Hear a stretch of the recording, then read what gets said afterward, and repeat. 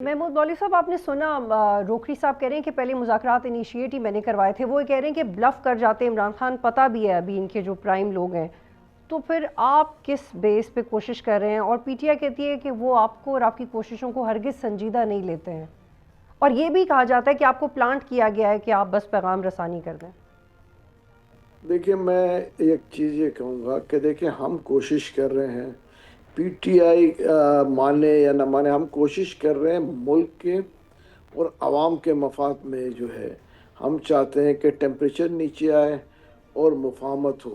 اب بدقسمتی ہے، بالکل روکڑی صاحب صحیح کہہ رہے ہیں، 2 اٹیمپٹ تو ہو چکے ہیں، اور 2 یا بلکہ میرے خیال سے 3 اٹیمپٹ ہوئے ہیں جو کہ کافی نزدیک پہنچ گئے تھے، لیکن وہ فیل آؤٹ ہوئے. دیکھیں، یہ کہنا کہ مذاکرات کے علاوہ ایجیٹیشن میں ان کو کوئی فیض حاصل ہوگی، وہ تو مجھے نظر نہیں آ رہا ہے. اس کی وجہ یہ ہے کہ دیکھیں، تقریباً 2.5-3 سال لگا دیے، اور جو ہے میں آپ کو یہ کہوں گا، مذاکرات تو نہیں اس وقت کرنا چاہ رہے تھے. یہ تو کہہ رہے تھے ہم مزاحمت کریں گے. تو 3 سال میں انہوں نے کیا حاصل کر لیا؟ 26 مئی بھی ہو گیا اور نومبر میں بھی ہوئے. تو دیکھیں، اب یا تو 8 فروری اور یہ ٹرائی کر کے دیکھ لیں. دیکھیں، ان کو جو میرے خیال سے کانسیپٹ دیا جاتا ہے نا خان صاحب کو اندر، وہ غلط دیا جاتا ہے میرے اندازے کے مطابق، کہ جی لاکھوں لوگ باہر کھڑے ہیں اور فلانا ہو گیا، ہم جو ہے 5 لاکھ آدمی لے آئیں گے، 10 لاکھ آدمی لے آئیں گے. تو وہ پھر آدمی جو اندر قید میں ہے وہ سوچتا ہے کہ جی میں مذاکرات کی کیوں بات کروں.